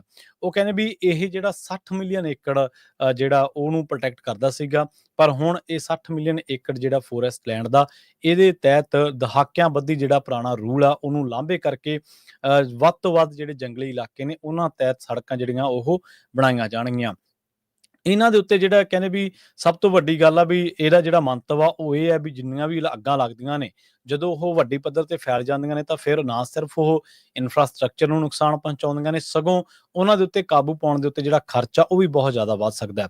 ਹਾਲੇ ਇਹਨਾਂ ਨੇ ਅਮਾਊਂਟ ਤਾਂ ਨਹੀਂ ਦੱਸੀ ਕਿ ਕਿੰਨੀ ਅਮਾਊਂਟ ਜਿਹੜੀ ਖਰਚ ਹੋਊਗੀ, ਪਰ ਉਹ ਕਹਿੰਦੇ ਕਿ ਇੱਕ ਸਟੱਡੀ ਆਈ ਹੈ ਫੋਰੈਸਟ ਸਰਵਿਸ ਦੀ ਰੌਕੀ ਮਾਊਂਟੇਨ ਰਿਸਰਚ ਸਟੇਸ਼ਨ ਦੇ ਵੱਲੋਂ, ਜਿਹੜੀ ਕਿ ਪਬਲਿਸ਼ ਹੋਈ ਸੀ 2020 ਦੇ ਵਿੱਚ। ਇਹਨਾਂ ਨੇ ਕਿਹਾ ਸੀਗਾ ਵੀ ਜਿਹੜੇ ਵੀ ਇਲਾਕੇ ਨੇ, ਖਾਸ ਤੌਰ ਤੇ ਸੰਘਣੇ ਇਲਾਕੇ, ਉਹਨਾਂ ਦੇ ਵਿੱਚ ਜਿਹੜੀਆਂ ਸੜਕਾਂ ਨੇ ਉਹ ਜ਼ਰੂਰ ਬਣਨੀਆਂ ਚਾਹੀਦੀਆਂ ਨੇ। ਕਈ ਤਾਂ ਇਲਾਕਿਆਂ ਦਾ ਵਿੱਚ ਵੇਰਵਾ ਇਹ ਵੀ ਦਿੱਤਾ ਗਿਆ ਵੀ ਜਿੱਥੇ ਹਲੇ ਤੱਕ ਐਕਸੈਸ ਨਹੀਂ ਹੋ ਸਕਿਆ, ਉੱਥੇ ਲੋਕ ਜਿਹੜੇ ਘੁੰਮਣ ਫਿਰਨ ਵਾਲੇ ਨੇ ਉਹ ਤਾਂ ਜਾਂਦੇ ਨੇ ਮਾੜਾ ਮੋਟਾ, ਪਰ ਉੱਥੇ ਜੇ ਮੁਕੰਮਲ ਤੌਰ ਦੇ ਉੱਤੇ ਉੱਥੇ ਜੇ ਗੱਡੀਆਂ ਫਾਇਰ ਫਾਈਟਰਸ ਦੀਆਂ ਲਿਜਾਣੀਆਂ ਹੁਣ ਤਾਂ ਕਾਫੀ ਮੁਸ਼ਕਲ ਹੈ। ਸੋ ਕਹਿੰਦੇ ਵੀ ਇਹ ਜਿਹੜਾ ਰੂਲ ਸੀਗਾ ਇਹ ਕਨਫਲਿਕਟ ਐਂਡ ਲਿਟੀਗੇਸ਼ਨ ਦੇ ਵਿੱਚ ਵੀ ਜਿਹੜੀਆਂ ਸਟੇਟਸ ਦਾ ਸੀਗਾ ਉਹਦਾ ਵੀ ਵਿੱਚ ਇਹਦਾ ਵੇਰਵਾ ਆਉਂਦਾ ਤੇ 2001 ਦੇ ਵਿੱਚ ਇਹਦਾ ਜਿਹੜਾ ਕ੍ਰੀਏਸ਼ਨ ਹੋਇਆ ਸੀਗਾ। ਹੁਣ ਇਹਨੂੰ ਲਾਂਭੇ ਕਰਕੇ ਟਰੰਪ ਐਡਮਿਨਿਸਟ੍ਰੇਸ਼ਨ ਜਿਹੜੀ ਆ ਉਹ ਸੜਕਾਂ ਬਣਾਉਣ ਜਾ ਰਹੀ ਹੈ ਸੰਘਣੇ ਜੰਗਲੀ ਇਲਾਕਿਆਂ ਦੇ ਵਿੱਚ। ਜੀ ਜੀ, ਅਗਲੀ ਖਬਰ ਜਿਹੜੀ ਆ ਇਹ ਲਾਸ ਐਂਜਲਸ ਤੋਂ ਆ। ਇਹ ਖਬਰ ਸਿੱਖਾਂ ਦੇ ਨਾਲ ਰਿਲੇਟਡ ਆ। ਤੁਹਾਨੂੰ ਪਤਾ ਹੀ ਆ ਵੀ ਪਿਛਲੇ ਦਿਨਾਂ ਤੋਂ ਜੋ ਕੁਝ ਫਲੋਰੀਡਾ ਦੇ ਵਿੱਚ ਐਕਸੀਡੈਂਟ ਤੋਂ ਬਾਅਦ ਵਾਪਰਿਆ ਤੇ ਬਹੁਤ ਜ਼ਿਆਦਾ ਜਿਹੜੀ ਹੇਟ ਆ ਉਹ ਸਿੱਖਾਂ ਦੇ ਪ੍ਰਤੀ ਚੱਲ ਰਹੀ ਹੈਗੀ ਆ। ਮੀਡੀਆ ਦੇ ਉੱਤੇ ਵੀ, ਆਮ ਲੋਕਾਂ ਦੇ ਵੀ ਬਹੁਤ ਸਾਰੀਆਂ ਕਾਲਸ ਵੀ ਆ ਰਹੀਆਂ, ਤੁਹਾਨੂੰ ਪਤਾ ਹੀ ਆ ਸਾਰਿਆਂ ਨੂੰ। ਜੀ। ਇੰਡੀਆ ਦਾ ਮੀਡੀਆ ਜਿਹੜਾ ਆ ਉਹ ਹਮੇਸ਼ਾ ਹੀ ਸਿੱਖਾਂ ਦੇ ਉਲਟ ਰਹਿੰਦਾ, ਤੁਹਾਨੂੰ ਪਤਾ ਆ। ਇਹ ਇਸੇ ਕਰਕੇ ਆਪਾਂ ਜਦੋਂ ਪਟੀਸ਼ਨ ਸ਼ੁਰੂ ਹੋਈ ਸੀ ਰੌਲਾ ਪਾਇਆ ਵੀ ਭਾਈ ਇਹ ਟਰੈਪ ਆ, ਜਾਣ ਕੇ ਬਦਨਾਮ ਕਰਨਾ ਚਾਹੁੰਦੇ ਆ। ਸੋ ਉਹੀ ਕੁਝ ਹੋਇਆ। ਸੋ ਉਸ ਪਟੀਸ਼ਨ ਤੋਂ ਬਾਅਦ ਹੋਰ ਪਟੀਸ਼ਨਾਂ ਆ ਗਈਆਂ ਵੀ ਜਿਹੜੇ ਪਟੀਸ਼ਨ ਦੇ ਸਾਈਨ ਕਰਦੇ ਉਹਨਾਂ ਨੂੰ ਰਿਪੋਰਟ ਕੀਤਾ ਜਾਵੇ। ਉਹ ਤੁਹਾਡੇ ਸਾਰਿਆਂ ਦੇ ਸਾਹਮਣੇ ਆ। ਲਾਸ ਐਂਜਲਸ ਦੇ ਵਿੱਚ ਜੁਲਾਈ 13 ਨੂੰ ਇੱਕ ਸਿੱਖ ਆ 35 ਸਾਲਾਂ ਦਾ ਕੋਈ ਗੁਰਪ੍ਰੀਤ ਸਿੰਘ, ਉਹ ਲਾਸ ਐਂਜਲਸ ਡਾਊਨਟਾਊਨ ਏਰੀਆ ਦੇ ਲਾਗੇ ਆਪਣੀ ਕਾਰ ਪਾਰਕ ਕਰਕੇ ਉੱਥੋਂ ਇੱਕ ਮਸ਼ੇਟੀ, ਇੱਕ ਬਲੇਡ ਹੁੰਦਾ ਜਿਹਨੂੰ ਮਸ਼ੇਟੀ ਕਹਿੰਦੇ ਇੰਗਲਿਸ਼ ਦੇ ਵਿੱਚ, ਲੰਮਾ ਜਿਹਾ, ਉਹ ਲੈ ਕੇ ਜਿਹੜਾ ਸੜਕ ਤੇ ਘੁਮਾਉਂਦਾ ਸੀ ਤੇ ਪੁਲਿਸ ਨੂੰ ਕਾਲ ਕਰਤੀ। ਪੁਲਿਸ ਉੱਥੇ ਆਈ, ਪੁਲਿਸ ਨੇ ਉਹਨੂੰ ਡ੍ਰੌਪ ਕਰਨ ਲਈ ਕਿਹਾ, ਉਹਨੂੰ ਡ੍ਰੌਪ ਨਹੀਂ ਕੀਤਾ, ਕਾਰ ਆਪਣੀ ਘੁਮਾਉਂਦਾ ਰਿਹਾ। ਉਹਦੇ ਕੋਲ ਡੌਜ ਚਾਰਜਰ ਕਾਰ ਸੀ। ਸੋ ਇਦਾਂ ਲੱਗਦਾ ਵੀ ਸ਼ਾਇਦ ਮੈਂਟਲੀ ਅਪਸੈਟ ਹੋਵੇ। ਤੇ ਪੁਲਿਸ ਵਾਲਿਆਂ ਨੇ ਉਹਨੂੰ ਗੋਲੀ ਮਾਰ ਕੇ ਮਾਰ ਦਿੱਤਾ। ਜੀ। ਹੁਣ ਉਹ ਵੀਡੀਓ ਵੀ ਜਿਹੜੀ ਆ ਬਾਹਰ ਆ ਗਈ ਹੈਗੀ ਆ। ਉਸ ਵੀਡੀਓ ਦੇ ਵਿੱਚ ਲੋਕ ਬਹੁਤ ਕਈ ਅਪਸੈਟ ਵੀ ਆ, ਕਈ ਕਹਿੰਦੇ ਵੀ ਹੋ ਸਕਦਾ ਉਹ ਮੈਂਟਲੀ ਅਪਸੈਟ ਹੋਵੇ। ਹੂੰ, ਤੁਸੀਂ ਉਹਦੇ ਗੋਲੀਆਂ ਮਾਰਨ ਨਾਲੋਂ ਟੇਜ਼ਰ ਗਨ ਵੀ ਯੂਜ਼ ਕਰ ਸਕਦੇ ਸੀ, ਉਹਨੂੰ ਜਿੰਦਾ ਅਰੈਸਟ ਕਰ ਸਕਦੇ ਸੀ, ਐਡਾ ਤਾਂ ਕੋਈ ਖਤਰਾ ਨਹੀਂ ਸੀ। ਉਹ ਡਿਫਰੈਂਟ ਇਸ਼ੂ ਆ। ਪਰ ਅੱਜ ਇੰਡੀਆ ਦੇ ਸਾਰੇ ਮੀਡੀਆ ਨੇ ਇਹ ਕਿਹਾ ਵੀ ਇਹ ਦੇਖੋ ਜਿਹੜਾ ਸਿੱਖ ਨੌਜਵਾਨ ਆ, ਲਾਸ ਐਂਜਲਸ 'ਚ ਗੱਤਕਾ ਖੇਲਦਾ ਸੀ ਕਿਰਪਾਨ ਦੇ ਨਾਲ, ਸੌਰੀ ਖੰਡੇ ਦੇ ਨਾਲ। ਹੂੰ, ਤੇ ਜਦੋਂ ਉਹ ਖੰਡਾ ਉਹਨੇ ਜਿਹੜਾ ਮਸ਼ੈਟੀ ਆ, ਜਿਹੜਾ ਬਲੇਡ ਹੁੰਦਾ ਆ, ਉਹਨੂੰ ਇਹ ਕਹਿ ਦਿੱਤਾ ਵੀ ਸਿੱਖ ਨੇ ਖੰਡਾ ਚੱਕਿਆ ਹੋਇਆ ਸੀ ਤੇ ਉਹ ਖੰਡੇ ਚੱਕਣ ਤੋਂ ਬਾਅਦ ਉਹ ਘੁਮਾ ਰਿਹਾ ਸੀ ਤੇ ਪੁਲਿਸ ਵਾਲਿਆਂ ਨੇ ਉਹਨੂੰ ਗੋਲੀ ਮਾਰ ਕੇ ਮਾਰ ਦਿੱਤਾ। ਹੂੰ, ਕਈ ਅਖ਼ਬਾਰਾਂ ਤਾਂ ਉਸ ਨੂੰ ਫਲੋਰੀਡਾ ਵਾਲੀ ਇੰਸੀਡੈਂਟ ਦੇ ਨਾਲ ਵੀ ਜੋੜ ਰਹੀਆਂ ਵੀ ਦੇਖੋ ਜੀ ਵੀ ਇਹ ਨੌਜਵਾਨ ਬੜਾ ਗੁੱਸੇ ਸੀ ਉਸ ਐਕਸੀਡੈਂਟ ਤੋਂ ਬਾਅਦ, ਤੇ ਜਿਹੜਾ ਡਰਾਈਵਰ ਆ ਉਹਦੇ ਹੱਕ ਦੇ ਵਿੱਚ ਸੀ। ਸੋ ਇਦਾਂ ਦੀਆਂ ਜਿਹੜੀਆਂ ਅਖ਼ਬਾਰਾਂ ਆ, ਈਵਨ ਉੱਥੇ ਦੀਆਂ ਹਿੰਦੁਸਤਾਨ ਟਾਈਮਜ਼ ਆਫ ਇੰਡੀਆ, ਇੱਦਾਂ ਦੀਆਂ ਇੰਡੀਅਨ ਐਕਸਪ੍ਰੈਸ, ਉਹਨਾਂ ਨੇ ਦੇਖੋ ਕਿੱਦਾਂ ਦੀ ਜਿਹੜੀ ਟਵਿਸਟ ਦਿੱਤੀ ਹੈਗੀ ਆ ਸਿੱਖਾਂ ਨੂੰ ਸਿਰਫ ਬਦਨਾਮ ਕਰਨ ਦੇ ਲਈ। ਸੋ ਇਸ ਸਾਰੀ ਵੀਡੀਓ ਤੋਂ ਮੈਂ ਵੀ ਦੇਖੀ ਆ, ਲੱਗਦਾ ਇਹ ਆ ਵੀ ਉਹ ਬੰਦਾ ਮੈਂਟਲੀ ਅਪਸੈਟ ਹੈਗਾ ਆ। ਨਹੀਂ ਤਾਂ ਏਦਾਂ ਕੌਣ ਨੰਗੀ ਜਿਹੜਾ ਬਲੇਡ ਆ ਉਹ ਲੈ ਕੇ ਜਿਹੜਾ ਆ ਇੱਕ ਸੜਕ ਦੇ ਉੱਤੇ ਘੁੰਮਦਾ ਹੈਗਾ ਆ। ਪਰ ਉਸ ਨੂੰ ਮੀਡੀਆ ਕਿਸ ਤਰ੍ਹਾਂ ਜਿਹੜਾ ਟਵਿਸਟ ਕਰਦਾ ਹੈਗਾ ਵੀ ਤਾਂ ਕਿ ਸਿੱਖਾਂ ਦੀ ਬਦਨਾਮੀ ਹੋ ਸਕੇ, ਇਹ ਤੁਸੀਂ ਇਸ ਖਬਰ ਤੋਂ ਜਿਹੜਾ ਅੰਦਾਜ਼ਾ ਲਾ ਸਕਦੇ। ਬਿਲਕੁਲ ਜੀ, ਆਪਾਂ ਇਸ ਖਬਰ ਨੂੰ ਅਪਡੇਟ ਕੈਲੀਫੋਰਨੀਆ ਪ੍ਰੋਗਰਾਮ ਦੇ ਵਿੱਚ ਸਾਂਝਾ ਕੀਤਾ ਸੀ, ਜਿੱਦੇ ਇਹ ਘਟਨਾ ਵਾਪਰੀ ਸੀ। ਘਟਨਾ ਵਾਪਰੀ ਨੂੰ ਤਕਰੀਬਨ 1 ਮਹੀਨੇ ਦੇ ਕਰੀਬ ਹੋ ਚੁੱਕਿਆ। ਸੋਸ਼ਲ ਮੀਡੀਆ ਉੱਤੇ ਵੀਡੀਓ ਹੁਣ ਵਾਇਰਲ ਹੋਈ ਆ। ਹੁਣ ਜਿਹੜਾ ਉਹਨੂੰ ਫਲੋਰੀਡਾ ਹਾਦਸੇ ਦੇ ਨਾਲ ਜੋੜ ਕੇ ਦੇਖਿਆ ਜਾ ਰਿਹਾ। ਸੋ ਪਰ ਦੂਜੇ ਪਾਸੇ ਨਾ ਫਲੋਰੀਡਾ ਹਾਦਸੇ ਨਾਲ ਇਹਦਾ ਕੋਈ ਤਾਲੁਕਾਤ ਹੈ, ਨਾ ਕੋਈ ਇਹਦਾ ਜਿਹੜਾ ਨਾਲੇ ਉਹ ਇੰਸੀਡੈਂਟ ਜੁਲਾਈ ਦੀ ਆ, ਉਹ ਜੁਲਾਈ ਦੀ ਆ। ਫਲੋਰੀਡਾ ਹਾਂਜੀ, ਵਾਲਾ ਹਾਦਸਾ ਤਾਂ ਹੁਣ ਹੋਇਆ ਹੁਣ 2 ਹੋਇਆ, ਵੀਕ ਪਹਿਲਾਂ। ਹਾਂਜੀ। ਪਰ ਤੁਸੀਂ ਦੇਖੋ ਵੀ ਕੋਈ ਵੀ ਮੌਕਾ ਉਹ ਜਾਣ ਨਹੀਂ ਦਿੰਦੇ, ਜਾਣ ਬੁੱਝ ਕੇ ਉਹ ਜਿਹੜੀ ਕਿਰਦਾਰ ਕੁਸ਼ੀ ਆ ਉਹ ਲੋਕਾਂ ਦੀ, ਸਿੱਖਾਂ ਦੀ ਖਾਸ ਕਰਕੇ ਕਰਦੇ ਆ ਵੀ ਕਿਸੇ ਨਾ ਕਿਸੇ ਤਰੀਕੇ ਨਾਲ ਇਹਨਾਂ ਨੂੰ ਜਿਹੜਾ ਉਹ ਕੌਮਾਂਤਰੀ ਪੱਧਰ ਤੇ ਜਾਂ ਇੱਥੋਂ ਦੇ ਲੋਕਾਂ ਦੀ ਨਜ਼ਰਾਂ ਦੇ ਵਿੱਚ ਖਲਨਾਇਕ ਬਣਾ ਕੇ ਜਿਹੜਾ ਉਹ ਪੇਸ਼ ਕੀਤਾ ਜਾਵੇ। ਇਹ ਜਿਹੜੀ ਬਹਿਸ ਆ ਬਿਲਕੁਲ ਜਾਇਜ਼ ਆ ਵੀ ਉਹਦੇ ਨਾਲ ਸਿੱਝਣ ਦੇ ਵਿੱਚ ਪੁਲਿਸ ਨੇ ਜਿਹੜੀ ਜਲਦਬਾਜ਼ੀ ਕੀਤੀ, ਉਹਨੂੰ ਕਿਸੇ ਹੋਰ ਤਰੀਕੇ ਦੇ ਨਾਲ ਟੈਕਲ ਕਰਕੇ ਤੇ ਉਹਨੂੰ ਹਿਰਾਸਤ ਦੇ ਵਿੱਚ ਲੈ ਕੇ ਉਹਦੀ ਜਿਹੜੀ ਜਾਨ ਆ ਘੱਟੋ ਘੱਟ ਉਹ ਬਚਾਈ ਜਾ ਸਕਦੀ ਸੀ। ਸੋ ਗੋਲੀ ਮਾਰਨ ਦਾ ਜਿਹੜਾ ਵਿਰੋਧ ਆ ਉਹ ਅਮਰੀਕਾ ਦੇ ਵਿੱਚ ਹੋ ਰਿਹਾ। ਔਰ ਤੁਸੀਂ ਦੇਖੋ ਵੀ ਇੱਥੇ ਲੋਕ ਗੋਲੀ ਮਾਰਨ ਦਾ ਵਿਰੋਧ ਕਰ ਰਹੇ ਨੇ, ਜਿਨ੍ਹਾਂ ਨੂੰ ਅਸੀਂ ਕਹਿੰਦੇ ਵੀ ਇਹ ਬੇਗਾਨਾ ਮੁਲਕ ਆ ਜਾਂ ਕੁਛ ਆ, ਉੱਥੇ ਲੋਕ ਫਿਰ ਵੀ ਨਿਆਂ ਦੀ ਗੱਲ ਕਰਦੇ ਨੇ, ਵਿੱਚ ਕਈ ਲੋਕ ਹੈਗੇ ਨੇ। ਪਰ ਦੂਜੇ ਪਾਸੇ ਉਹ ਮੀਡੀਆ ਜਿਹੜਾ ਉਹਦਾ ਪ੍ਰਚਾਰ ਹੀ ਕੰਮ ਹੀ ਇਹ ਹੈ ਵੀ ਉਹ ਜਿਹੜਾ ਲਗਾਤਾਰ ਉਹਨੇ ਜਿਹੜਾ ਘਟੀਆ ਸ਼ਬਦਾਵਲੀ, ਘਟੀਆ ਪੱਧਰ, ਘਟੀਆ ਲੌਜਿਕ ਦੇ ਕੇ, ਹੇਠਲੇ ਦਰਜੇ ਦਾ ਲੌਜਿਕ ਦੇ ਕੇ ਤੇ ਉਹਨਾਂ ਨੇ ਬਰਤਾਂਤ ਜਿਹੜਾ ਉਹ ਸਿਰਜਣਾ ਹਰ ਵਾਰੀ ਸਿੱਖਾਂ ਦੇ ਵਿਰੋਧੀ ਹੁੰਦਾ। ਹਰਜੋਤ ਜੀ। ਸਿੰਘ ਜੀ, ਇੱਥੇ ਆਪਾਂ ਇੱਕ ਹੋਰ ਬ੍ਰੇਕ ਦੇ ਲਈ ਰੁਕਦੇ ਹਾਂ ਜੀ, ਸ਼ਾਰਟ ਬ੍ਰੇਕ ਦੇ ਲਈ, ਤੇ ਬ੍ਰੇਕ ਤੋਂ ਪਾਰ ਜਿਹੜਾ ਆਪਣੇ ਨਾਲ ਜੁੜਨਗੇ ਫਰੇਡਗਾਰਡ ਤੋਂ ਗਗਨ ਜੀ, ਤੇ ਉਹਨਾਂ ਦੇ ਨਾਲ ਆਪਾਂ ਗੱਲਬਾਤ ਜਿਹੜੀ ਆ ਉਹ ਫਰੇਡਗਾਰਡ ਨੂੰ ਲੈ ਕੇ ਕਰਦੇ ਹਾਂ। ਮਿਲਦੇ ਹਾਂ ਜੀ, ਤੁਸੀਂ ਵੀ ਜੁੜੇ ਰਹੋ ਪੰਜਾਬੀ ਡੀਐਸਏ ਦੇ ਨਾਲ। ਜਲਦ ਵਾਪਸੀ ਕਰਦੇ ਹਾਂ ਇੱਕ ਸ਼ਾਰਟ ਬ੍ਰੇਕ ਤੋਂ ਬਾਅਦ।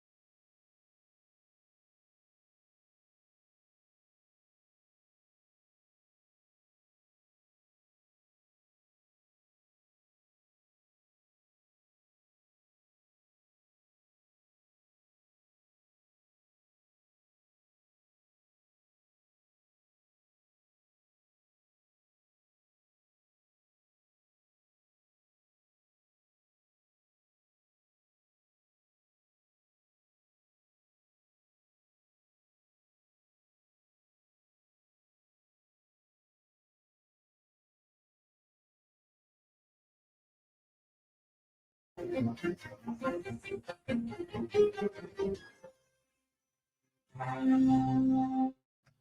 ਤੋਂ ਬਾਅਦ ਸਵਾਗਤ ਹੈ ਤੁਹਾਡਾ ਸਾਰਿਆਂ ਦਾ ਪ੍ਰੋਗਰਾਮ ਅਪਡੇਟ ਅਮਰੀਕਾ ਦੇ ਵਿੱਚ ਤੇ ਆਪਣੇ ਨਾਲ ਬ੍ਰੇਕ ਤੋਂ ਪਾਰ ਇੱਕ ਵਾਰ ਮੁੜ ਤੋਂ ਜੁੜ ਚੁੱਕੇ ਨੇ ਹਰਜੋਤ ਸਿੰਘ ਖਾਲਸਾ ਜੀ। ਹਰਜੋਤ ਸਿੰਘ ਜੀ ਬ੍ਰੇਕ ਤੋਂ ਬਾਅਦ ਸਵਾਗਤ ਹੈ ਜੀ, ਸਤਿ ਸ਼੍ਰੀ ਅਕਾਲ।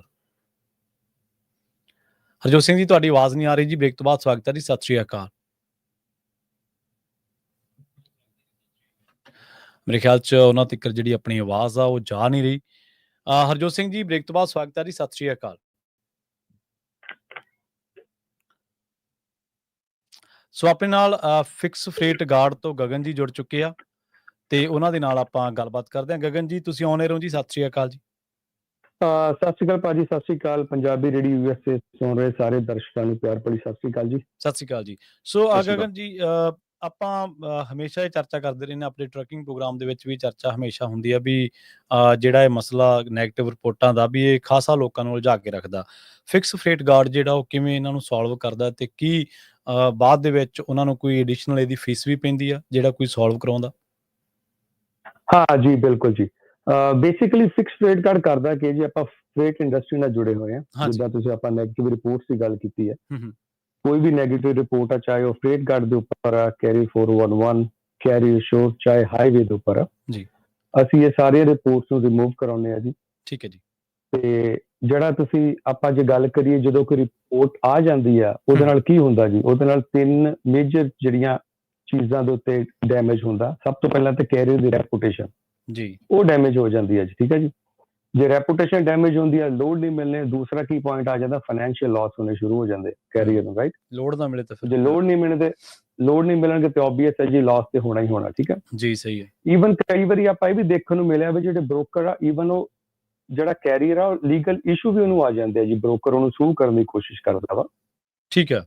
ਇਹ ਸਾਰੀਆਂ ਚੀਜ਼ਾਂ ਨੂੰ ਧਿਆਨ 'ਚ ਰੱਖਦੇ ਹੋਏ ਅਸੀਂ ਜੇ ਆਪਣੇ ਜਿੰਨੇ ਵੀ ਕੈਰੀਅਰ ਭੈਣ ਭਰਾ ਜਿਹੜੇ ਟਰੱਕਿੰਗ ਇੰਡਸਟਰੀ ਨਾਲ ਜੁੜੇ ਹੋਏ ਆ, ਆਪਾਂ ਉਹਨਾਂ ਦੀ ਹੈਲਪ ਕਰਦੇ ਹਾਂ ਤੇ ਜਿਹੜੇ ਜਿੰਨੀਆਂ ਵੀ ਕੋਈ ਨੈਗੇਟਿਵ ਰਿਪੋਰਟਸ ਹੁੰਦੀਆਂ ਉਹਦੇ ਉੱਤੇ ਆਪਾਂ ਕੰਮ ਕਰਕੇ ਉਹਨਾਂ ਦੀ ਚੀਜ਼ ਨੂੰ ਰਿਮੂਵ ਕਰਾਉਂਦੇ ਹਾਂ ਵੀ ਜਿਹੜਾ ਉਹ ਆਪਣਾ ਨਾਰਮਲ ਲਾਈਫ ਜਿਹੜਾ ਉਹ ਗੱਡੀ ਲੀਹ ਤੋਂ ਉਤਰੀ ਆ ਉਹ ਦੁਬਾਰਾ ਟਰੈਕ ਤੇ ਆ ਜਾਏ ਜੀ। ਜੀ, ਜੀ, ਜੀ। ਤੇ ਇਹਦੇ ਲਈ ਕਿੰਨਾ ਸਮਾਂ ਲੱਗ ਜਾਂਦਾ ਜੀ ਇਸ ਰਿਪੋਰਟ ਨੂੰ ਸਹੀ ਹੋਣ ਦੇ ਵਿੱਚ, ਜਾਂ ਕਿੰਨੇ ਟਾਈਮ ਬਾਅਦ ਉਹਦਾ ਜਿਹੜਾ ਪੂਰਾ ਜੇ ਕਹਿ ਲਈਏ ਪਿਛੋਕੜ ਕਹਿ ਲਈਏ ਜਾਂ ਹਿਸਟਰੀ ਕਹਿ ਲਈਏ ਉਹ ਕਲੀਅਰ ਹੋ ਜਾਂਦੀ ਹੈ ਜੀ? ਦੇਖੋ ਵੀਰ ਜੀ, ਇਹ ਡਿਪੈਂਡ ਕਰਦਾ ਰਿਪੋਰਟ ਹੈ ਨਾ ਜੀ। ਠੀਕ ਹੈ ਜੀ। ਹੁਣ ਰਿਪੋਰਟ ਕਿੱਦਾਂ ਦੀ ਆ, ਕਿੱਦਾਂ ਦਾ ਡਿਸਪਿਊਟ ਕੀਤਾ ਬ੍ਰੋਕਰ ਨੇ। ਮੋਸਟਲੀ ਤੇ ਆਪਾਂ ਨੂੰ ਅੱਜ ਕੱਲ ਡਿਫਰੈਂਟ ਸਟੋਰੀਜ਼ ਨਾਲ ਕਈ ਹਰ ਅਣਗਿਣਤ ਕਾਲਸ ਆਉਂਦੀਆਂ ਵਾ ਨਾ, ਹਰ ਇੱਕ ਦੀ ਡਿਫਰੈਂਟ ਸਿਚੁਏਸ਼ਨ ਹੁੰਦੀ ਹੈ, ਡਿਫਰੈਂਟ ਰਿਪੋਰਟ ਆ ਜੀ। ਅੱਜ ਕੱਲ ਉਹ ਵੀ ਬਹੁਤ ਚੱਲਦਾ ਵਾ ਤੁਹਾਡਾ ਅਨਫੇਅਰ ਜਿਹੜੀਆਂ ਰਿਪੋਰਟਸ ਨੇ, ਹੈ ਨਾ, ਫਾਲਸ ਰਿਪੋਰਟਸ ਬ੍ਰੋਕਰ ਪਾ ਦਿੰਦਾ ਆਪਣੇ ਫਾਇਦੇ ਲਈ। ਇਹ ਡਿਪੈਂਡ ਕਰਦਾ ਜੀ ਰਿਪੋਰਟ ਦੇ ਉੱਪਰ। ਪਰ ਇਹਦੇ ਚ ਇਹ ਨਹੀਂ ਹੈਗਾ ਵੀ ਕੋਈ ਚੀਜ਼ ਨਹੀਂ ਫਿਕਸੇਬਲ ਹੈਗੀ, ਹਰ ਇੱਕ ਚੀਜ਼ ਫਿਕਸੇਬਲ ਆ। ਵੀ ਆਰ ਜਸਟ ਵਨ ਕਾਲ ਅਵੇ। ਤੁਸੀਂ ਸਾਨੂੰ ਕਾਲ ਕਰੋ, ਸਾਡੀ ਜਿਹੜੀ ਲੀਗਲ ਟੀਮ ਹੈਗੀ ਆ ਉਹਦੀ ਐਡਵਾਈਸ ਲਓ। ਠੀਕ ਹੈ। ਤੁਹਾਡਾ ਜਿਹੜਾ ਮਸਲਾ ਬਿਲਕੁਲ ਆਪਾਂ ਹੱਲ ਕਰਾਂਗੇ। ਠੀਕ ਹੈ ਜੀ। ਤੁਹਾਡਾ ਜਿਹੜਾ ਨੰਬਰ ਹੈ ਜੀ ਉਹ ਪਲੀਜ਼ ਆਪਣੇ ਸਰੋਤਿਆਂ ਦੇ ਨਾਲ ਸਾਂਝਾ ਜ਼ਰੂਰ ਕਰ ਦਿਓ। ਕਿਹੜੇ ਨੰਬਰ ਤੇ ਤੁਹਾਡੇ ਨਾਲ ਰਾਬਤਾ ਗਿਆ? ਜੀ, ਸਾਡਾ ਨੰਬਰ ਹੈਗਾ ਜੀ 855 447 5155। ਮੈਂ ਫਿਰ ਰਿਪੀਟ ਕਰ ਦਿੰਦਾ ਸਰੋਤਿਆਂ ਲਈ। ਨੰਬਰ ਹੈਗਾ ਜੀ 855 447 5155 ਤੇ ਸਾਡੀ ਕੰਪਨੀ ਹੈਗੀ ਜੀ ਫਿਕਸ ਫਰੇਟ ਗਾਰਡ। ਜੀ, ਬਹੁਤ ਬਹੁਤ ਧੰਨਵਾਦ ਤੁਹਾਡਾ ਗਗਨ ਜੀ ਜੁੜਨ ਵਾਸਤੇ ਤੇ ਇਹਨਾਂ ਜਾਣਕਾਰੀਆਂ ਦੇ ਲਈ। ਥੈਂਕ ਯੂ ਵੀਰ ਜੀ, ਸਤਿ ਸ਼੍ਰੀ ਅਕਾਲ। ਸਤਿ ਸ਼੍ਰੀ ਅਕਾਲ ਜੀ, ਸਤਿ ਸ਼੍ਰੀ ਅਕਾਲ। ਧੰਨਵਾਦ। ਆਪਣੇ ਨਾਲ ਜੁੜੇ ਸਨ ਗਗਨ ਜੀ ਫਿਕਸ ਫਰੇਟ ਗਾਰਡਸ ਤੋਂ, ਜਿਹੜੇ ਕਿ ਜਿਹੜੀਆਂ ਨੈਗੇਟਿਵ ਰਿਪੋਰਟਾਂ ਨੇ ਉਹਨਾਂ ਦੇ ਨਾਲ ਸਿੱਝਦੇ ਨੇ, ਉਹਨਾਂ ਦੇ ਨਾਲ ਜਿਹੜਾ ਉਹ ਸਾਰਾ ਕੰਮਕਾਰ ਕਰਦੇ ਨੇ।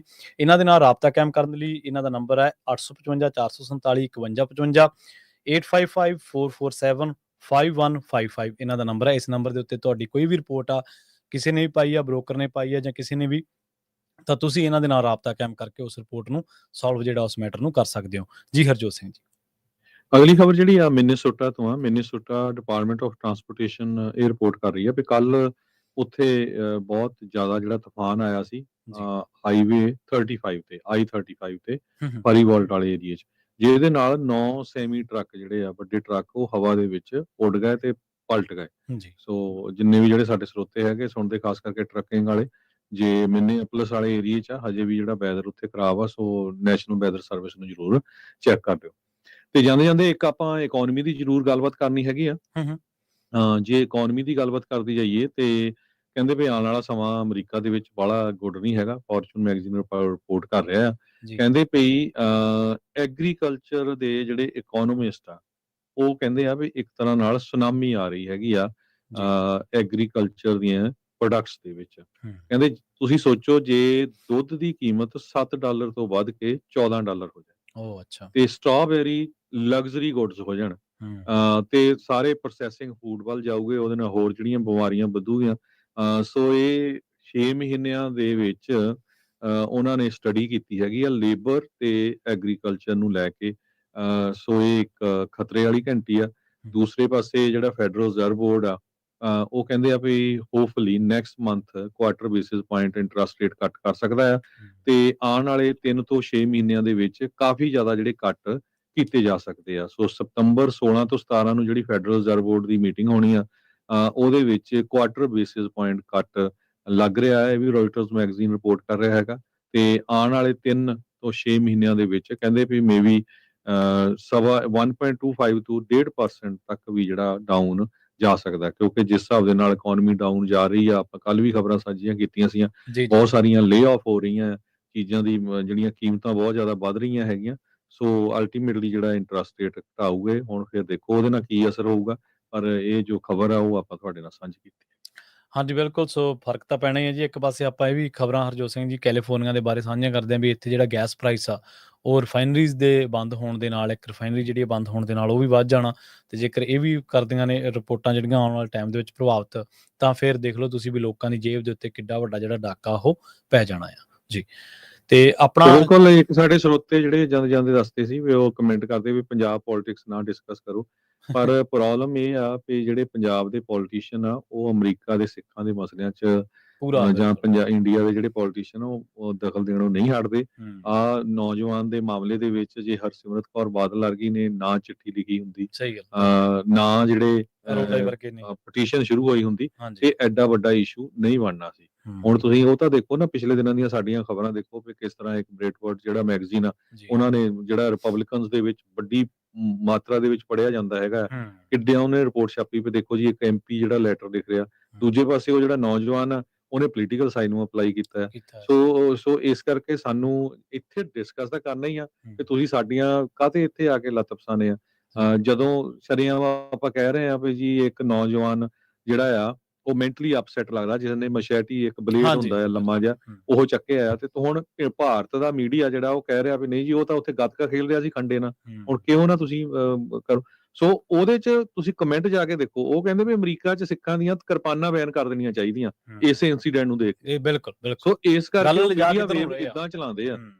ਬਿਲਕੁਲ ਜਾਂ ਤੇ ਆਸਟ੍ਰੇਲੀਆ 'ਚ ਤੁਸੀਂ ਦੇਖਿਆ ਹੀ ਆ ਵੀ ਕੀ ਹੋਇਆ, ਇੱਕ ਜਗ੍ਹਾ ਨਗਰ ਕੀਰਤਨ ਨੂੰ ਨਹੀਂ ਬੰਦ ਕਰ ਦਿੱਤਾ ਹੈਗਾ, ਹਨਾ। ਜੀ ਬਿਲਕੁਲ। ਸੋ ਇਹ ਅਸਰ ਉੱਥੇ ਦੇ ਜਿਹੜੇ ਪੋਲੀਟੀਸ਼ੀਅਨ ਆ ਜਾਂ ਉੱਥੇ ਦੀਆਂ ਸਰਕਾਰਾਂ ਇੰਟਰਫੀਅਰ ਕਰਦੀਆਂ ਆ, ਤਾਂ ਕਰਕੇ ਹੁੰਦਾ ਆ। ਸੋ ਟਰਾਂਸਨੈਸ਼ਨਲ ਰਿਪਰੈਸ਼ਨ, ਇਹੀ ਟਰਾਂਸਨੈਸ਼ਨਲ ਰਿਪਰੈਸ਼ਨ ਹੁੰਦਾ ਹੈਗਾ।